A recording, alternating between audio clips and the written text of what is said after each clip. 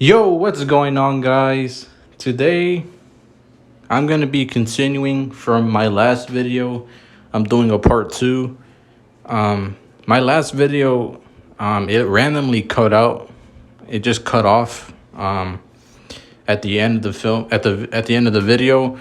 So, yeah, I don't know what happened, but I'm going to continue my video, whether I think Stu Macher will return for Scream 7 or not. I'm gonna be continuing from here. But if any of you who are watching this, please watch part one first of if I think Stu Macher is gonna return or not for Scream 7. Go watch my part one of that video first, and then watch my part two here right now, because I'm gonna explain some more stuff that I was already talking about in my last video when I ended it. And some of you guys might be confused if you just skip to part two, which I don't think, most of you who are subscribed to me, I'm sure you guys aren't just gonna skip to part two. But sometimes, new viewers come in, and if you guys are new, subscribe to the channel, but go watch my part one to this video first, or else you're gonna probably be confused about some of the stuff I'm already talking about, because I'm skipping some of the stuff I already said in my last video. But I'm just going to continue from here. Part two on whether I think Stu Macher will return or not. I'm just going to finish everything. So when it comes to Stu Macher and his return for Scream 7, like I said in my last video where I was finishing off, I do think that it's possible that he could return. And I am just a little bit more middle ground on his return. But, like I said, I've said this many times before that, yes, Stu Macher could have survived, what happened to him. Of course, I've said that many times. Like, yes, he could survive the 4 stabs. Yes, he can survive the TV to his head. But that doesn't mean that they're going to bring him back, though, just because he could have survived that. Nor does that mean that they have to. And I'm not saying that like I said, I'm not completely against them bringing him back. But if they bring him back, it's just, they're really going to have to explain a lot of things with little to no plot holes, because this is kind of like a major thing. They can't just bring a major character like this back to just, have a whole bunch of plot holes for his return, and it makes no sense. Like, a lot of the theories that I've heard from some fans with how they want to bring him back, it doesn't make sense to me. Like, some fans saying that they want to bring him back from him being like he's just in jail and he's leading a whole cult of killers in prison. Like, he's in prison and he's leading a cult of killers while he's in prison. Like, that just makes no sense whatsoever. I don't think that they're going to go that route. It doesn't really make sense at all to me. So I don't know.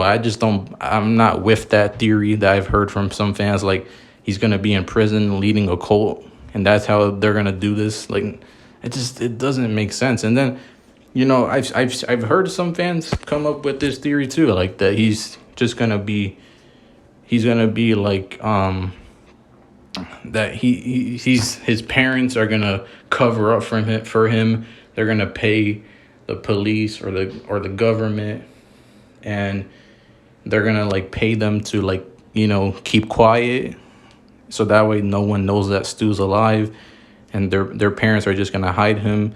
They're gonna have him in like a prison, but the police aren't gonna say anything, or they're gonna take him to a hospital or somewhere, and they're gonna pay to keep everyone quiet. I don't get that. And some fans are saying that because some Stu fans are saying that because they're like, oh, Stu's parents, they're rich and whatnot. But it's like, how are they rich? Just because. Like, some fans are saying that only because they have a big house, but just because they have a big house doesn't mean they're rich. And, if they were rich, they would, like I said in my last video, they would be living in some kind of mansion, not in some house in the middle of nowhere. Like, Just because they have a big house doesn't mean they're rich, and doesn't mean they have enough money to just pay off the police or the government to keep Stu's name out of just from everyone knowing that he's alive and out there still. Like his parents, his parents might not even have that money for that. Just that they some fans saying that that Stu's parents are rich. I just don't buy that. Like it's just, and that they're covering up for him. It just doesn't make sense. And some fans are saying that they're covering up for Stu in general. Like they didn't pay anyone, but they're covering up for him. Just overall, like they're having him. They took him away and now they're hiding him. When would they have had time to come back to Stu and come hide him somewhere else? Like they were gone. Like we don't know where they were, but in the original Scream, they were gone. When would they have had the time to pick up Stu and hide him somewhere else? Like I just when? Like that just doesn't make any sense. I don't know. Like where would Stu's parents be hiding him after this? Where would they go? And if they buy a new house and they go somewhere else, they live somewhere else, how are they gonna hide Stu? Like where are they gonna hide him? They're gonna, while they're buying a new house, Stu is just like waiting in the car, and his parents are just buying a house, and so that way no one knows that Stu's alive and still out there. Like I don't know. It just seems a little strange to me. Like I just don't know how they can really go about this. Like I just don't really see how, yes, you can say he's been hiding and is, in a basement for so long, and he's just like planning everything out. He's just like, he's just been in a basement hiding out and, waiting for his plan. Like he's, just planning everything out. He's, leading up a whole cult of killers, and he's waiting for his time to go after Sydney, Dewey, and Gail. That's why he took forever to target them. But it just doesn't make sense, because it's like, why would he take this long to target Sydney, Dewey, and Gail? If he really wants them dead, why wouldn't he just target them a long time ago? Like it doesn't make sense. And some fans are like, oh, but he's trying to think of a good plan, and that's why he never targeted them right away. But like, it takes over 25 years to think of a good plan. Like, really? Like it does not make sense. Like, and then like some fans are like, oh, but he's not really actually targeting, Sydney, Dewey, and Gail. He's just like, he's just trying to kill for fun. But it's like, if you really wanted to kill for fun, you could have done that a long time ago too. Why are you just waiting this long? Like, you could ask this question of why he's waiting for so long for almost everything. Even with the theory with some fans, like, trying to say that he's trying to, come after Sam now. He's going after Sam because he's trying to recruit her and work with her and try to get her to team up with him so they can be killer partners. But it's like,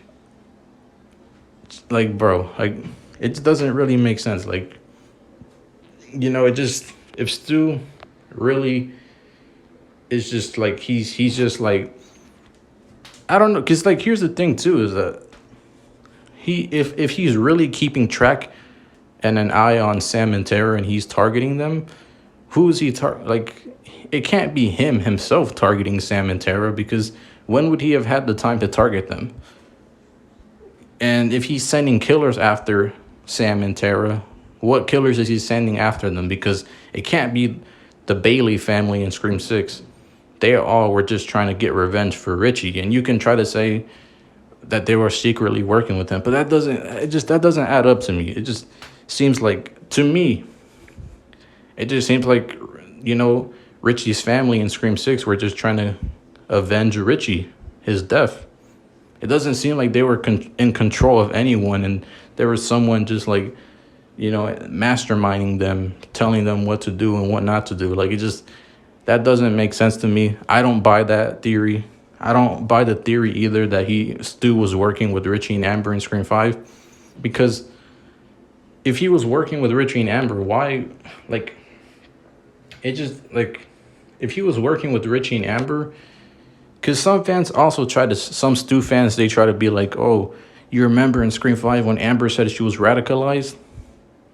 That doesn't mean that, Stu's the one, that told Amber and Richie to go killing for him just because Amber said she was radicalized. Like, that doesn't mean anything.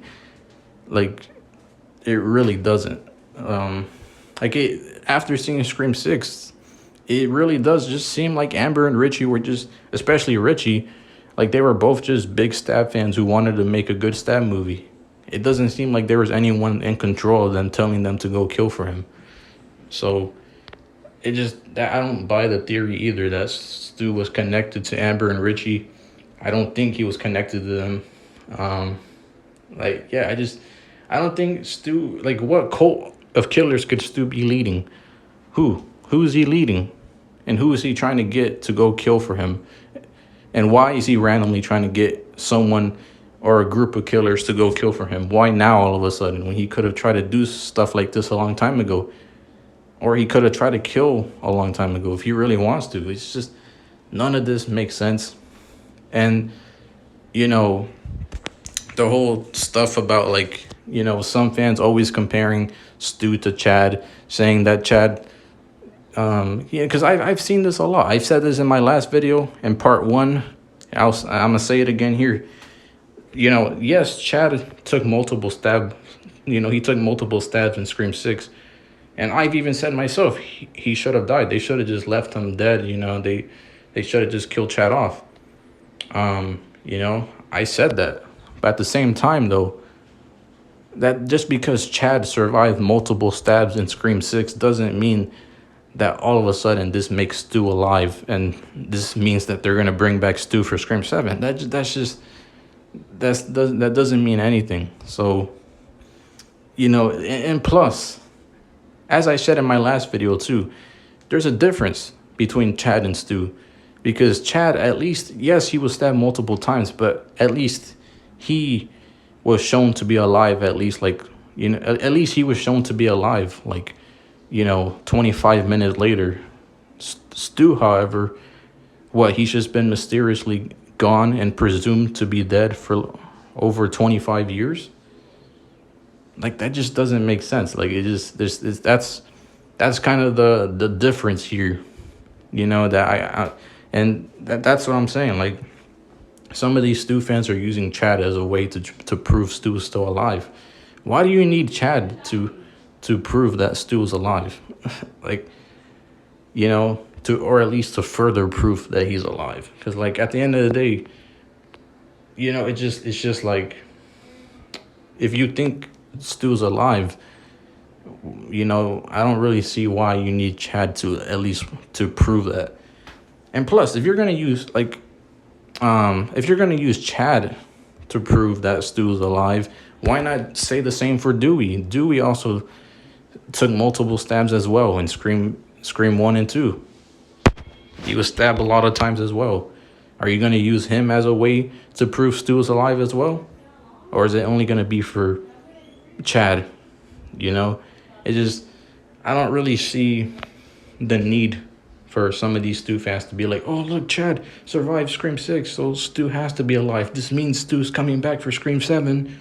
Like, it just doesn't make sense. And, at the end of the day, like, yes, Dewey wasn't stabbed as many times as Chad, but, I mean, Dewey was stabbed quite a bit, and he still survived. So, I mean, it's like, if you're gonna say stuff about, Chad, you might as well say the same about Dewey. And like I said, Chad, at least he was shown to be alive 25 minutes later, not 25 years later or over 25 years later, like how Stu is. That's the difference. It just doesn't make sense. And, just as well, I want to talk about this because this is where I ended off in my last video in my part 1. And the reason why I kind of sort of recapped on some of the stuff I said in my last video for part 1 on why or whether I think Stu's gonna come back for Scream 7 or not, is because I just wanted to just kind of say some of the stuff I already said and then get back on point from part 1. So this is where I ended off in my last video, and what I was saying is that there's some Stu fans that are like, oh, like, Dewey, Stu is the one that killed Dewey, and he's the one that Stu is the one that killed Dewey, and Stu also killed Gail's boyfriend in Scream 6, and he's the one that did all this because it's unrealistic that Amber or Quinn could do what they did. And it's just like, I feel like some Stu fans, they only use this whole unrealism argument just to try to prove their Stu theories for him still being alive and coming back. I feel like that's what some Stu fans are doing at this point. Anything that they think is unrealistic, they're like, oh, it has to be Stu. It's just like, okay, like, yeah. And plus, like, I've debated with many fans on this before, and I don't care. Like, I just feel like, and I honestly, I hope I explained some of the stuff I said earlier in this video that I recapped on in my first video, the same that I explained it. Like, some of the stuff I said in this video just a couple minutes ago that I basically, repeated from my last video. I hope I said it exactly the same way because I don't want to mess up anything I said in my last video. Because I'm kind of rushing this video right now, so I'm trying to just finish this. So hopefully I didn't mess up anything I said in my last video between this one as well that I repeated. But when it comes to Dewey and his death in Scream 5, I mean, like, look, I just, like, it's not. And, some of these Stu fans are going to feel however they want to feel. I mean, it is what it is. But I don't think it's unrealistic at all. It's not. Because they literally said Dewey had, he was older. He had permanent nerve damage. He was an alcoholic. And, he literally almost died in every movie the same way he did in this one. Literally, in Scream 1 and 2, the reason why he got attacked is because he got distracted. He got distracted, stabbed in the back, almost died, and look what happened. And then Scream 3, same thing. Scream 4, what's it called? Well, actually, Scream 3, I don't think he got distracted. He just got beat up. Like, he got the knife thrown at him. Ghostface was like punching him in Scream 3. But in Scream 4, I mean, he also got distracted. Like in Scream 4, Jill was in the hospital at the end of Scream 4, and she hits him with the bedpan because he got distracted. Like, he always got attacked because, like, most of the time he would get attacked because he was distracted. And it was the same thing in Scream 5. He got distracted because of the phone ringing, like he was always being distracted by something, and that's why he always got attacked in every Scream movie, which is why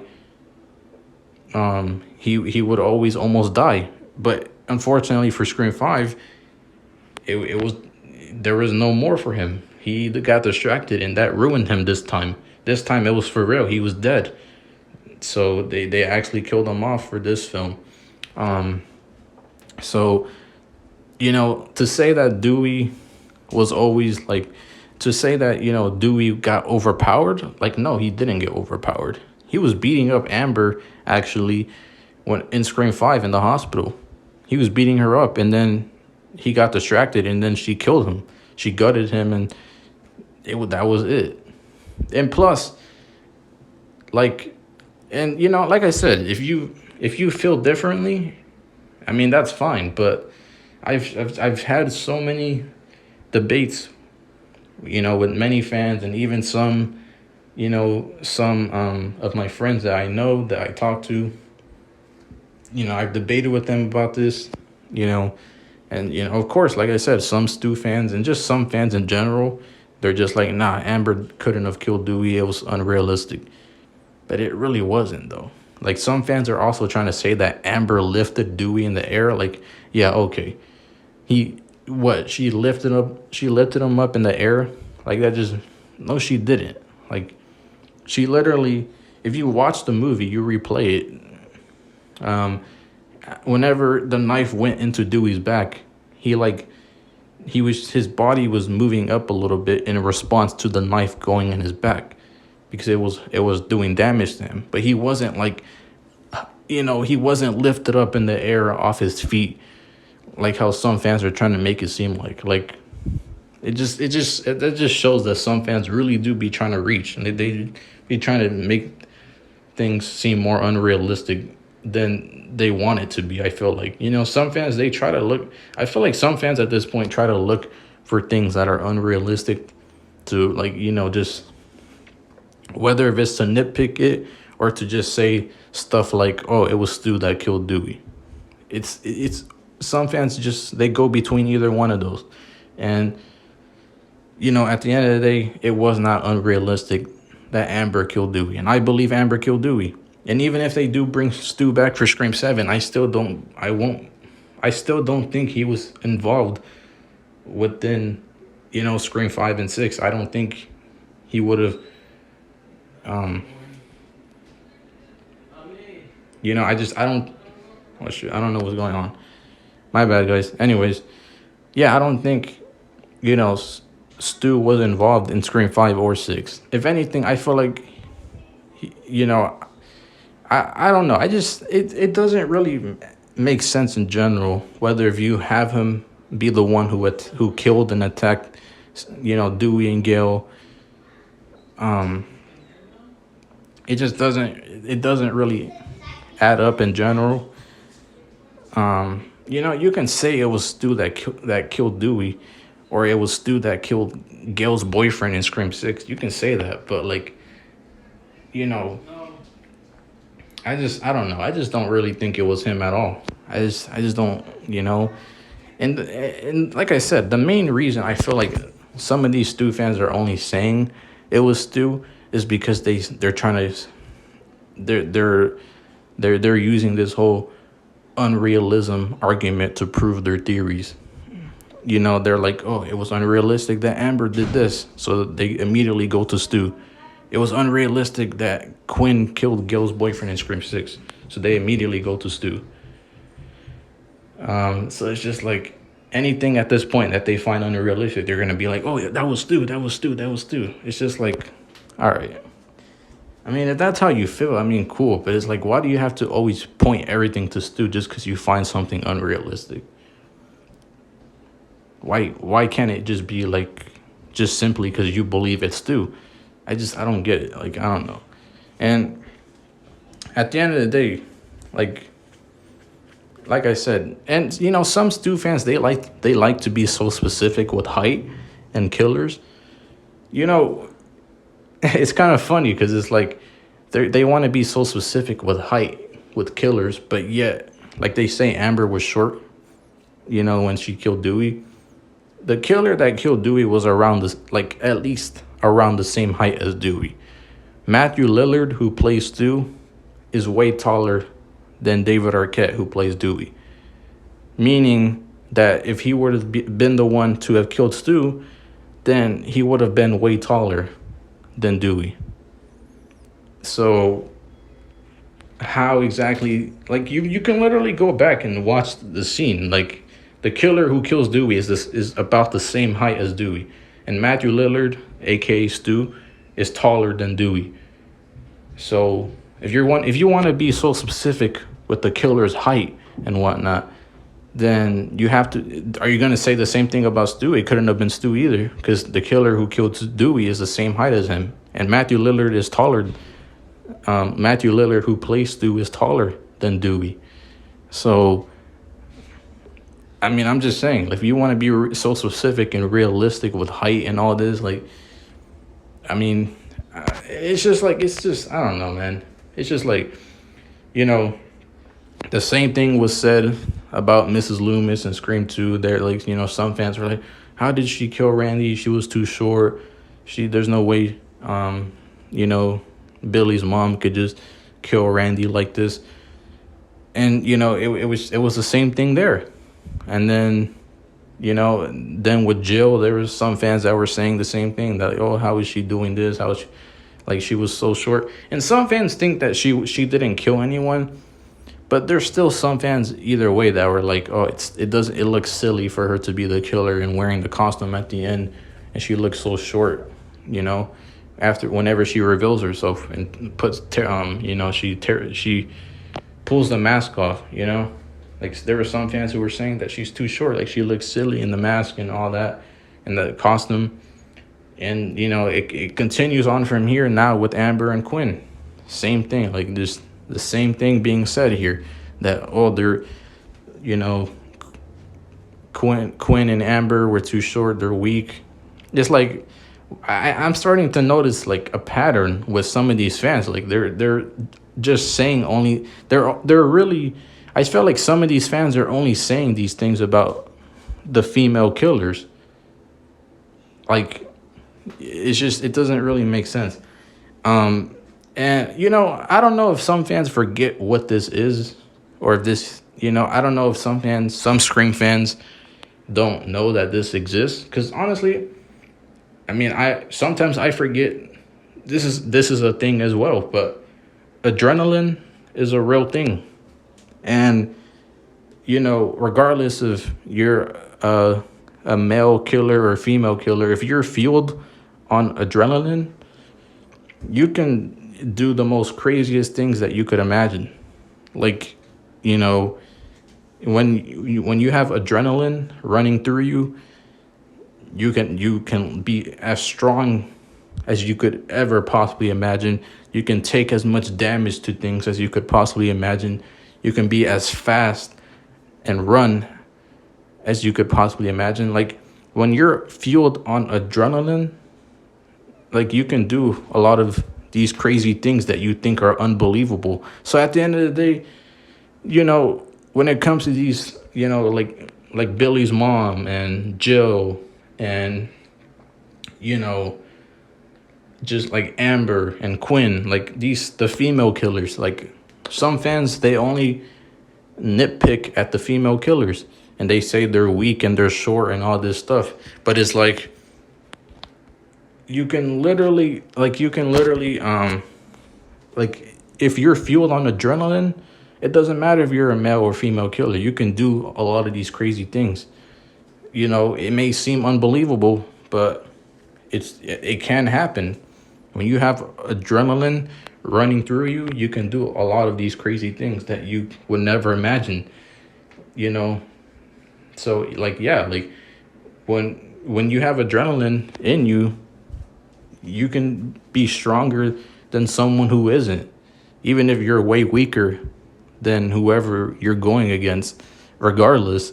Like that's how it happens. And it may seem unbelievable, but it exists in real life. So, I mean, I don't know what to tell you. So, that's basically how it was with Mrs. Loomis, Billy's mom in Scream 2 when she killed Randy.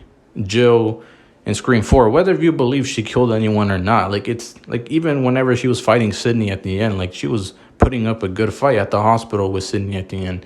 She was throwing her around and everything.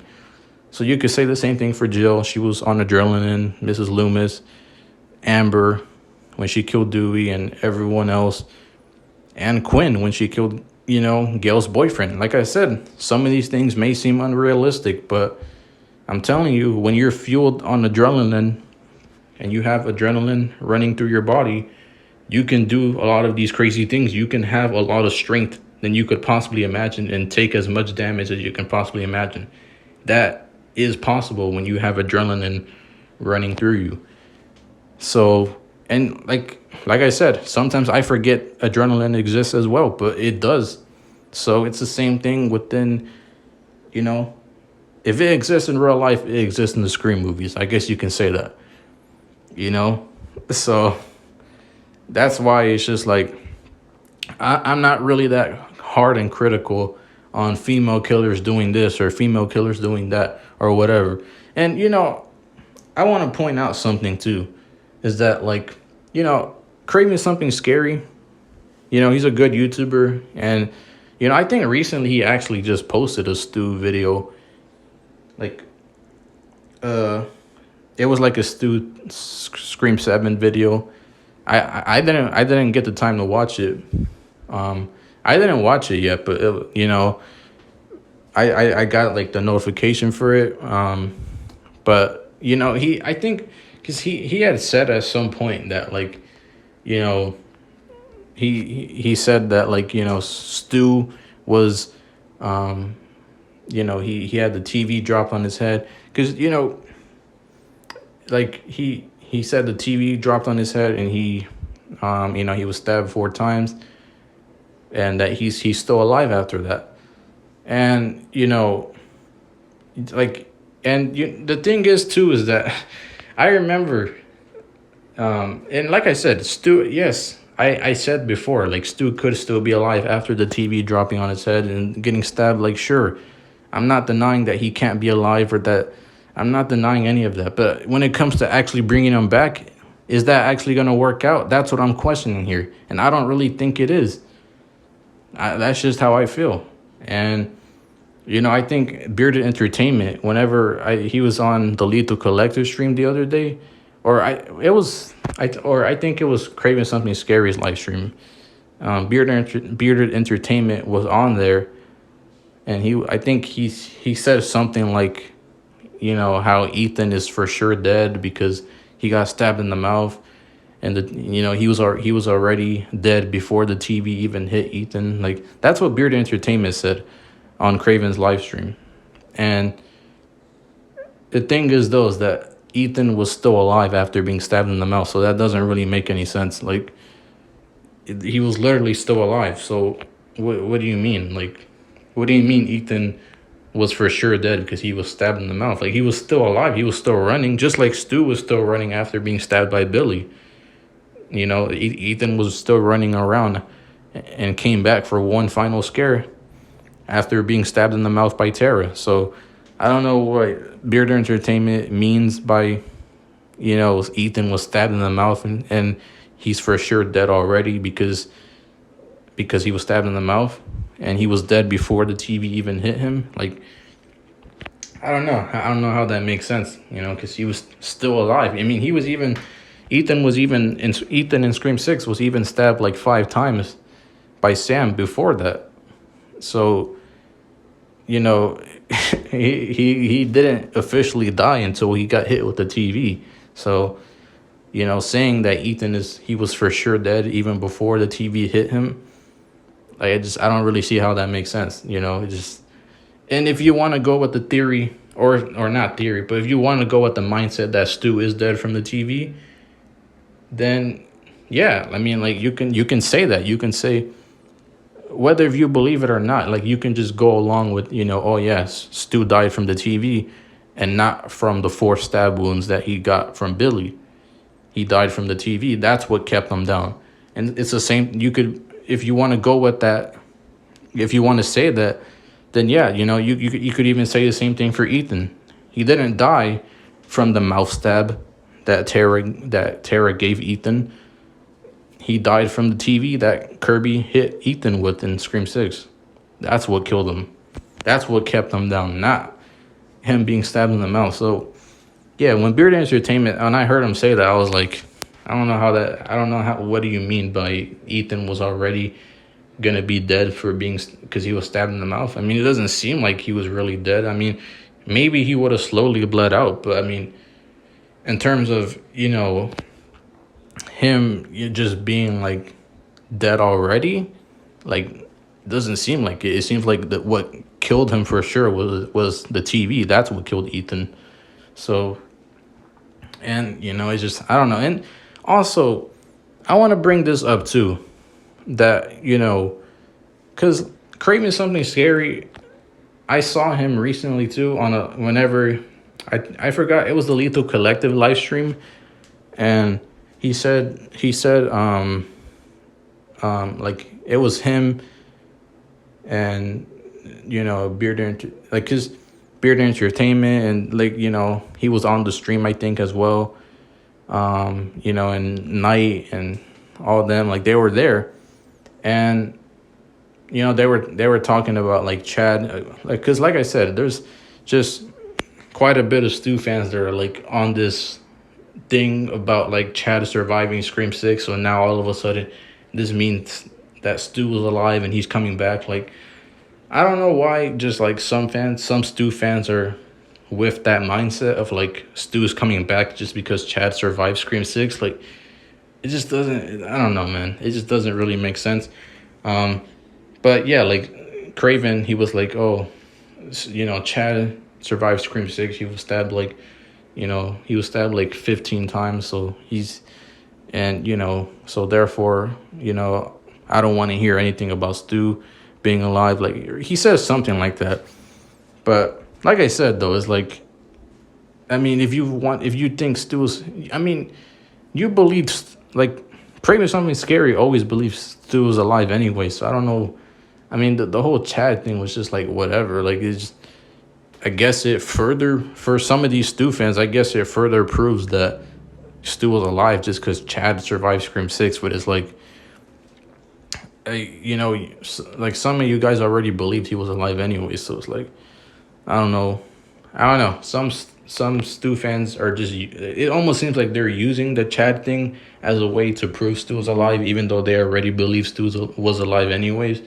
So it's kind of just like, I don't know. It kind of makes no sense to me. But yeah, and also, I want to bring this up too. Because I remember last year, Craving Something Scary also did a live stream. And he did a live stream talking about, he was talking about Stu Macher.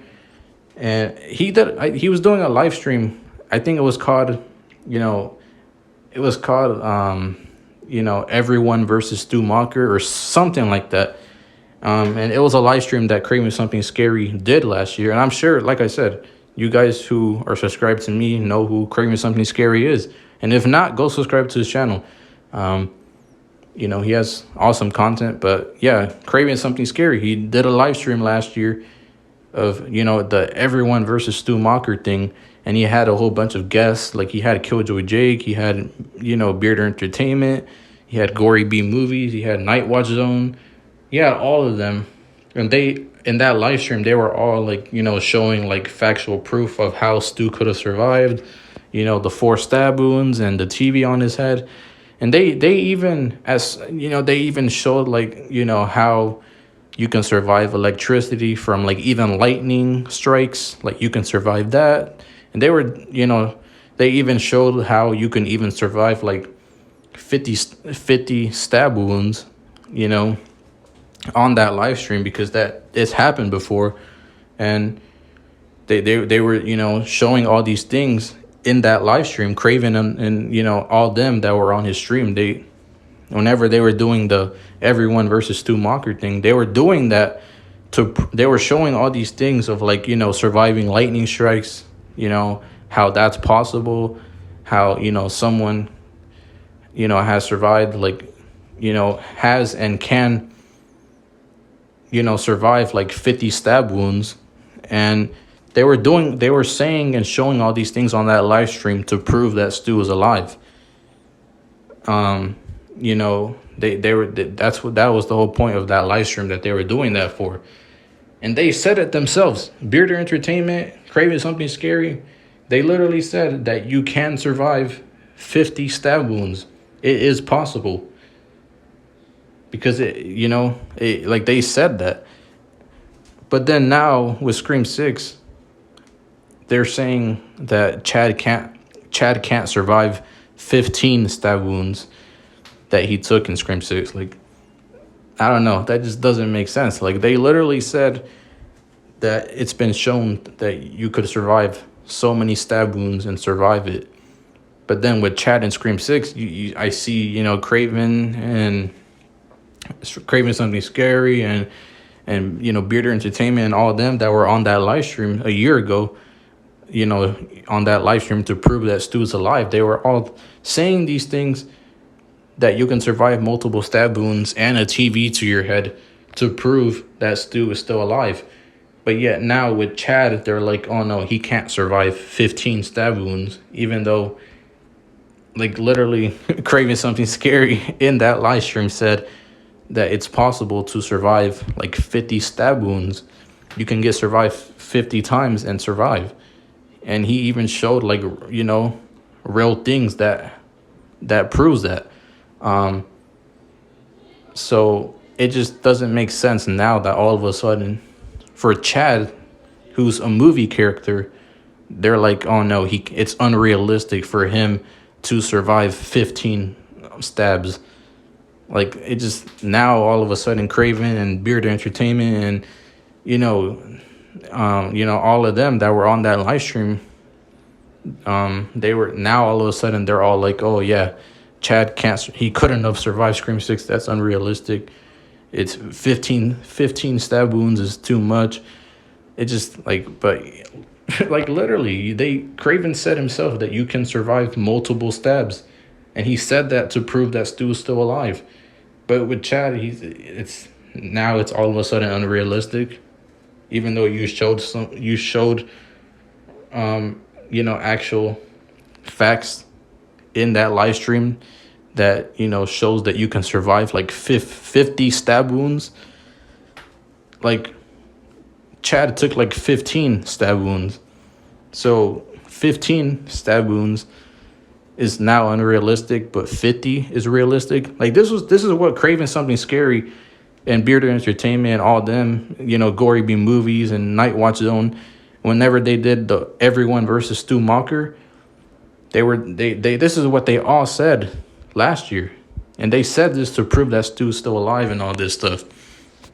But now with Chad, they say 15 stab wounds is unrealistic.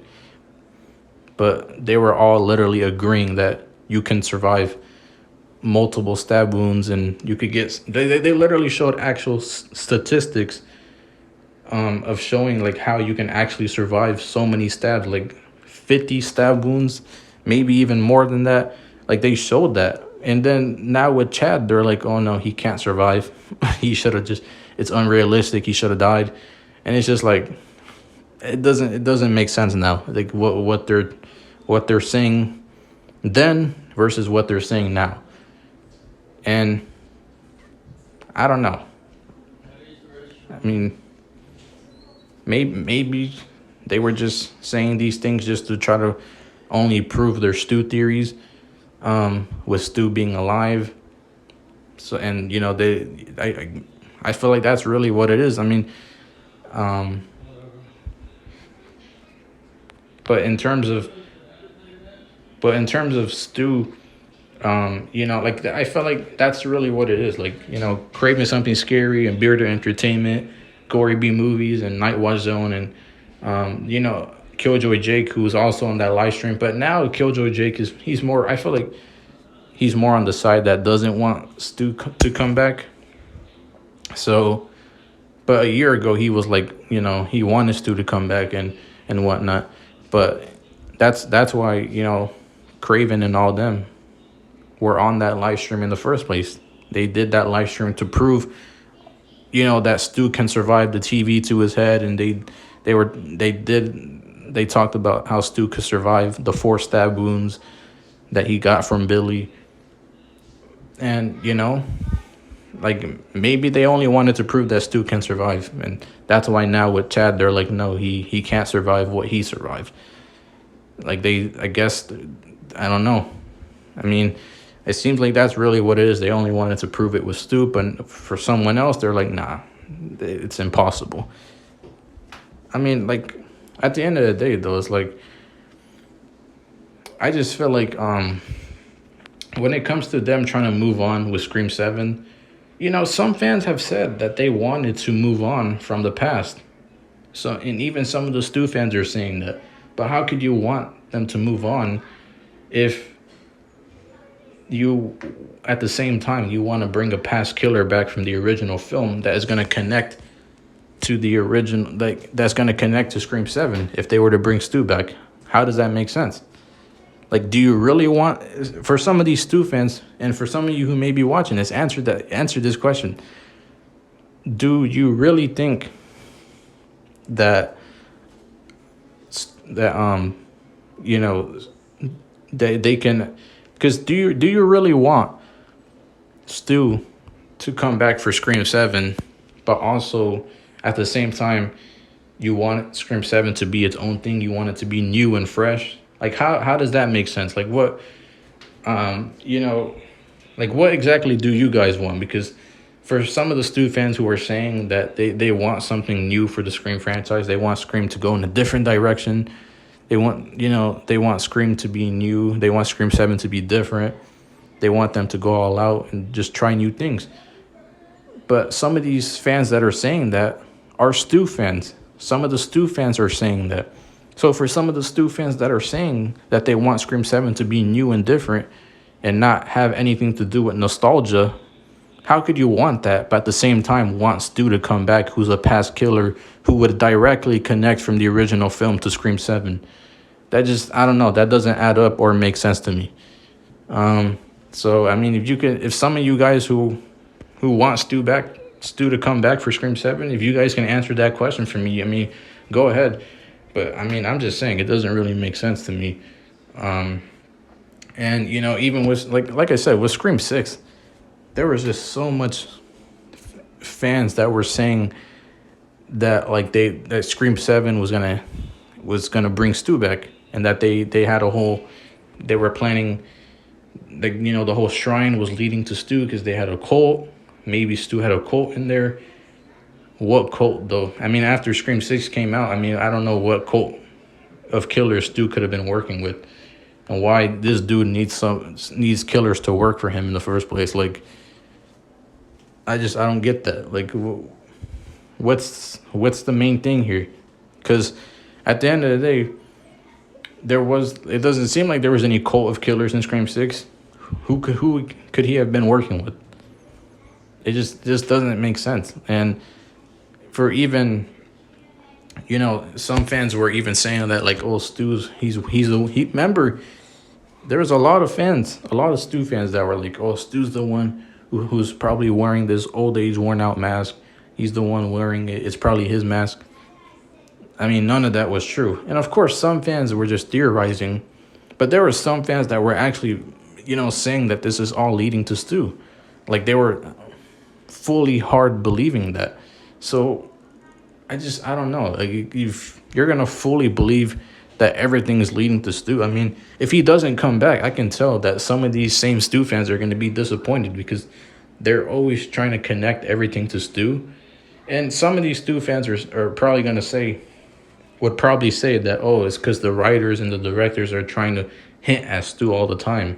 I mean, yeah, but like, you also got to think for a second that they could easily just be doing this on purpose. So you also got to think for yourself and not just go off of so-called hints that you see in a film. You also got to think for yourself and be like, hey, maybe what the writers and the directors are teasing here about Stu, maybe it's not true. Maybe they're doing this on purpose to make me think Stu's going to come back, but he's actually not. And I'm not saying that it's 100% confirmed that he's not going to come back, because like I said, he could come back. But I just feel like some of these Stu fans maybe should be more open-minded to him not returning, because I just, like, if he doesn't return, some of these same Stu fans are going to just be disappointed and they're going to be upset. And some of them even might give Scream 7 a bad review just for Stu not returning. And I just don't want stuff like that to happen. I just feel like it's kind of petty. And, I don't want, some fans to be like that disappointed to the point where they hate a film just because a character didn't return.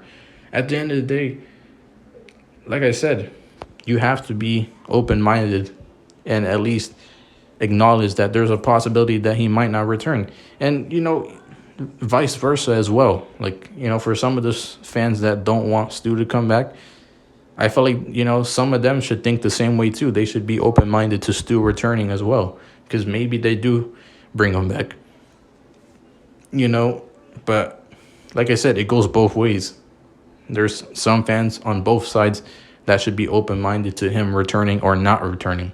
But it seems like there's quite a bit of fans on both sides that are just they're just viewing things one way or another, and it's only going to lead to disappointment one way or another. Either way, that's what it seems like, and it's just yeah, man. I mean, at the end of the day, I mean, like some fans can believe what they want, but if you're gonna fully hard believe something and not think for 1 second that what you're thinking might not be true, I mean, it's just like how I don't really see how that could be anyone's fault but your own, because it's just you're believing a theory that is not a fact.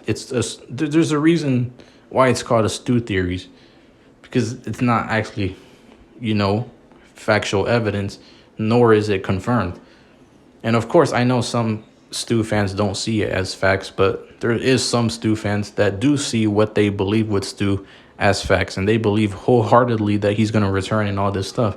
So it's just like, you know, I feel like it's just going to be some of these same Stu fans that are going to be the ones that are disappointed ultimately if he doesn't return for Scream 7.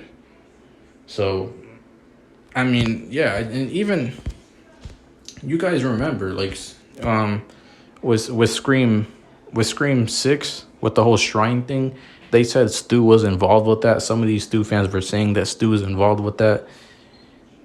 But, I mean, we found out it was Richie's, you know, that was all Richie's collection.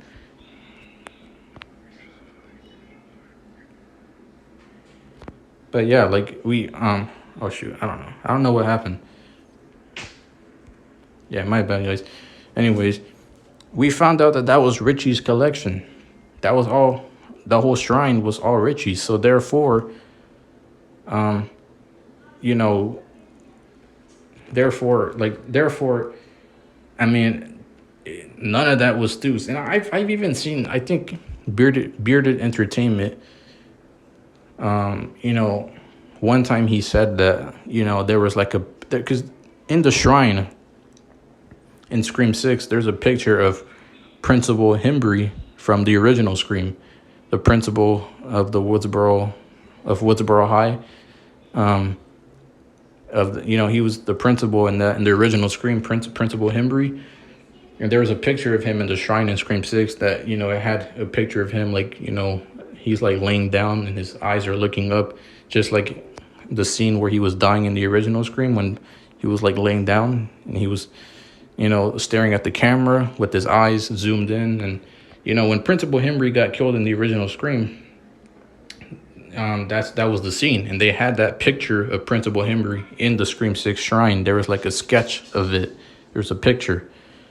And, you know, I saw Bearded Entertainment, and I've seen even some other Stu fans that were like, oh, that, like, there's no way Stu could have, I mean, there's no way that Richie could have been the one to have drawn, who drew that, because, you know, like, how would Richie be able to know that Principal Himbry was right there, and that he was laying exactly like that, and how he looked in that scene.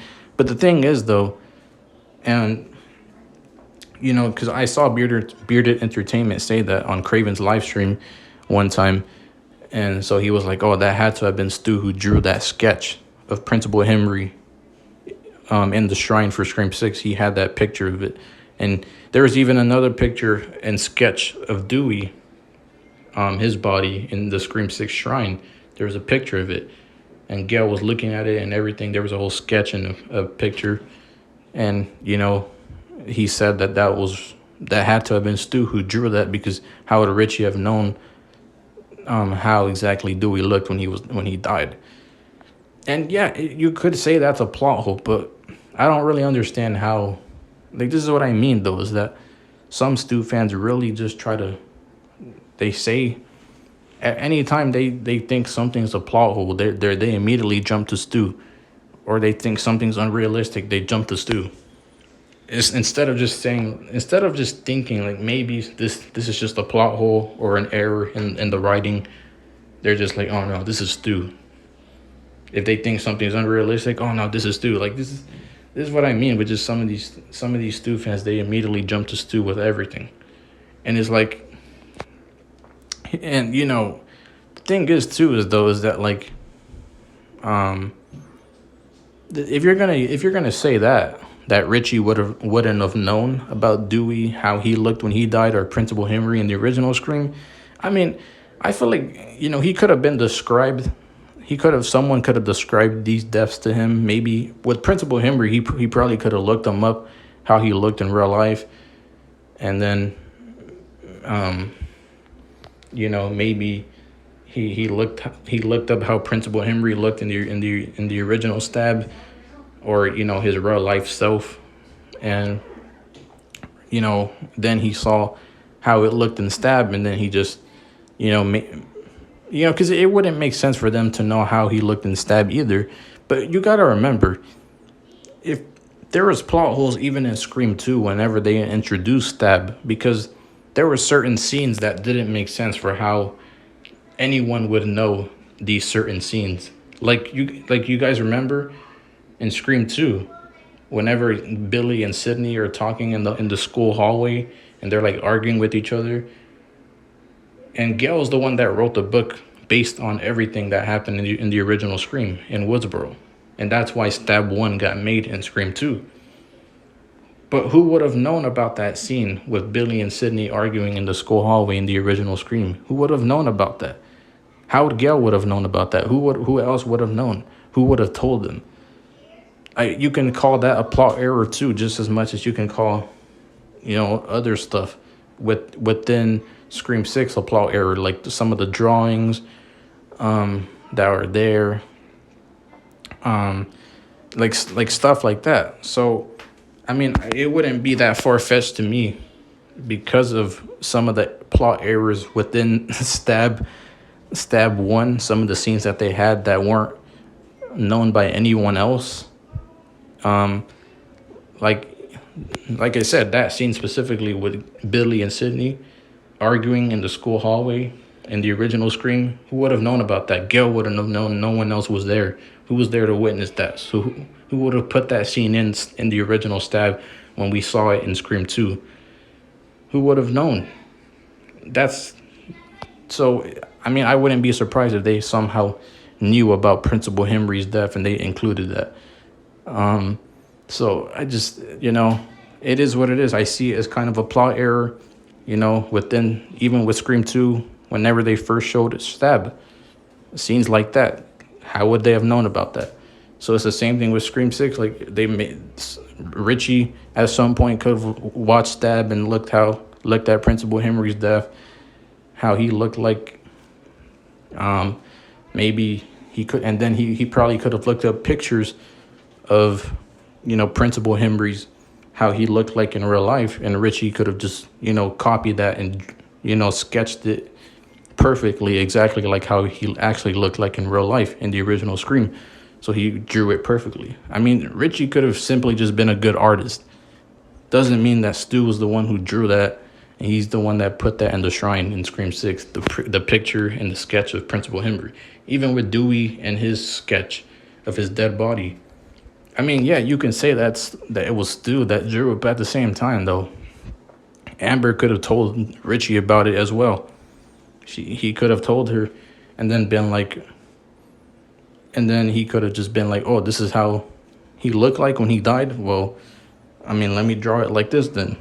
Does it really make sense? No, but I mean, like I said, I just pointed out plot errors within Principal Henry and how Richie would have known about that, but also how Gail would have known about the argument with Billy and Sydney in the original Scream whenever they showed that in Stab in Scream 2.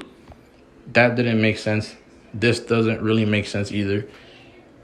But I mean, it is what it is. It doesn't necessarily mean that Stu was the one who drew these things in the shrine for Scream 6. It doesn't make sense for everything else to be Richie's, but then those specific things are that was all Stu. Like, you're telling me Stu drew, he drove all the way to New York, and then he went to the shrine and he put those pictures there, those two pictures, while everything else is Richie's. Like, that just makes no sense. Like, and how would I'm pretty sure, Detective Bailey, who was Richie's dad, knew what Richie drew, everything and all that, so he would know what is his and what is not. Because he took all the stuff in for evidence. So I don't think Stu would have even known about the shrine, and he just went there to put the picture and sketch of Principal Henry and Dewey, his dead body in Scream 5. Like, he decided to just put those sketches and pictures of their dead bodies in the shrine for Scream 6, while everything else is just Richie's. And Stu just wastes his time putting those two sketches and pictures there. For what reason? Like, I don't really see how that makes sense either. Like,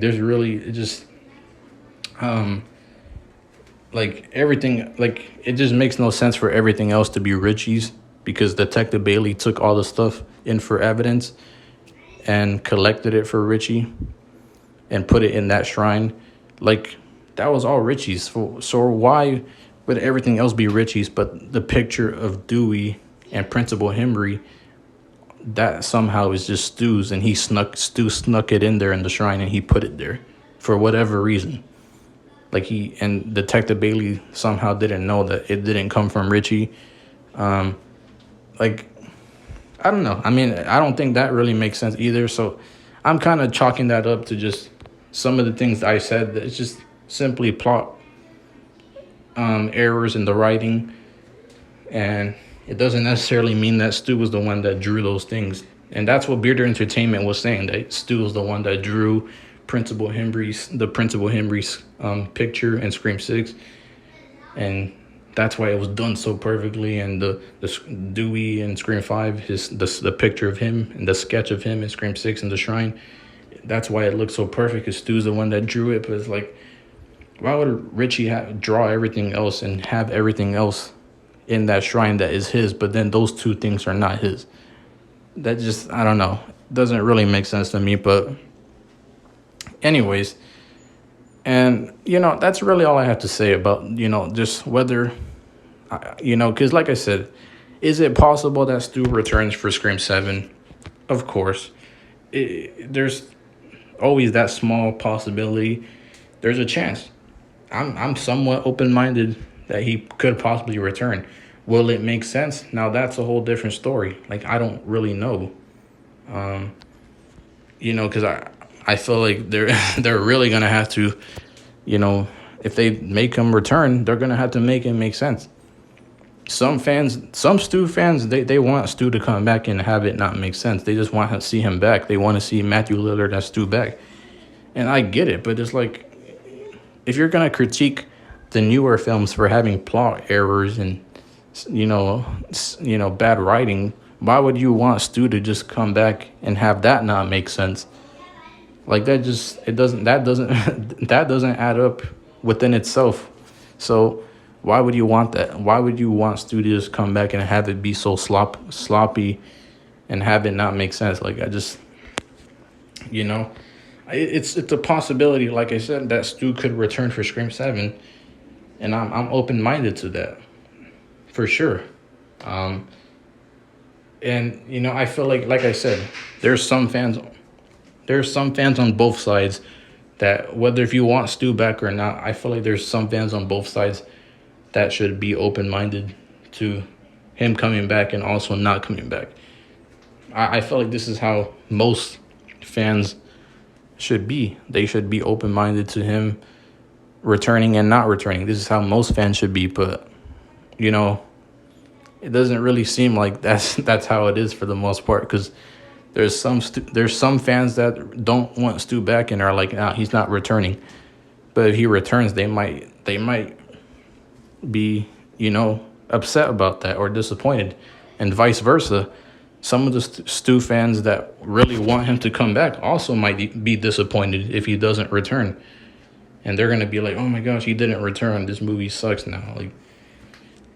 Like this is why, we should be open-minded to the possibility of him returning or not returning. Having a bias one way or another is just like, it's not really gonna like, if you have a bias towards one way or another, it's just like, if he returns or not, you're gonna be disappointed because you were only focused one way and believing it one way instead of looking at the possibility of the other way. You know, so it's like, while I am more against Stu returning, I don't really think it makes sense. And while I don't really want him to return, because I would rather them just move on and just, I don't know, just like try, just, you know, just do something different for Scream 7 without having him return. You know, I'm kind of more in that lane, but at the same time, though, I'm still open minded to the possibility of him returning. You know, that's what I'm trying to get at here. You know, so while I am more against his return, I still do think it's possible that he might return. And yes, like I said earlier, I do think that, you know, him surviving the 4 stabs that he got from Billy and the TV falling on his head, yes, I do think he could have survived that. But that doesn't mean that they're gonna bring him back or that they have to, you know, and that doesn't mean that they can just bring him back without having it make sense just because he could have survived the events of the original Scream. Like, you know, that's just where I'm trying to get at here.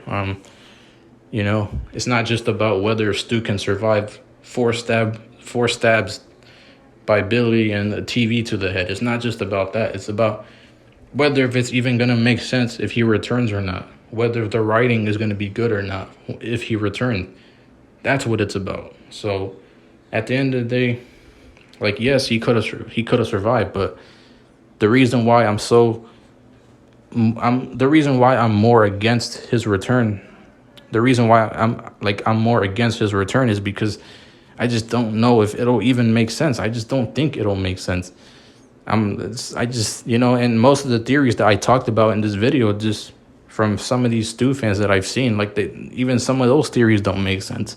So I really don't know what, you know, Radio Silence and the writers are gonna do and how they're gonna pull this off, because it just seems like a big risk at this point to bring them back, and I don't even know if they even should take it. But at the same time, I'm still a little bit open to the fact that he might return, but I'm just, you know, I'm still a little bit more on the side that I don't really want him to, and would rather them just do something new. So that's just kind of where I'm at. So hopefully you guys enjoyed this video, and you know, like, subscribe to the channel if you guys are new. It took me a while to do this video, but you know, I'm gonna upload my part 1 to this, and then my part 2, which is this video that I'm doing right now, that I'm about to end.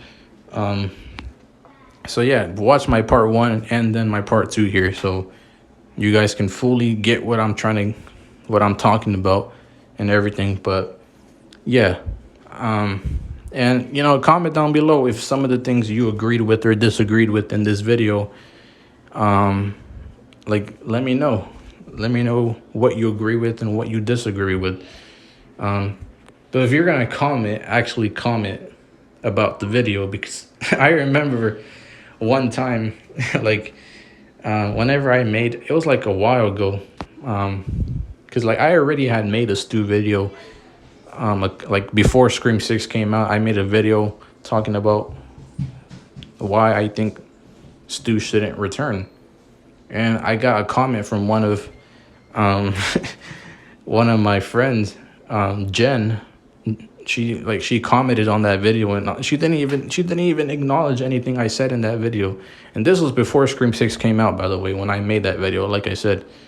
So I made that video about, you know, explaining the reasons why I don't want Stu to come back, and all she commented on that video was the fact that I kept saying, you know, like, which I'm sure I said it a lot in my part 1 video for Stu Macher coming back, and even in this part 2 video right here for Stu Macher, whether if he's going to come back or not.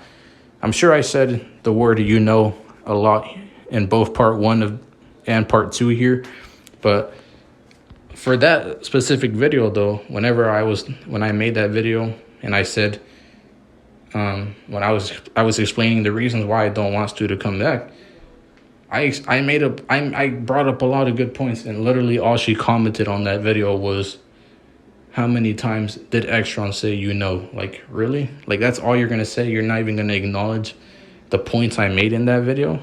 Like, so yeah, if you're gonna comment, at least it's, you know, say something about the video and not about other words that I'm using that I said, like, you know. Yeah, so I just feel like, you know, at the end of the day, like I said, I'm not, and this video is not to, you know, bash, you know, some of the Stu fans' opinions and whatnot, but it's just me kind of giving reasons why I feel like you know, kind of giving the reasons why I'm more against his return. Why I'm more against his return and why I don't think it makes sense. Not that I don't think it's possible, but why I'm more against the idea. This is what this video is about. Like, I just don't think it really makes sense to bring him back at this point. But, you know, regardless, I'm not here to, you know, just bash opinions or whatever, or be, you know, rude or anything, or disrespectful.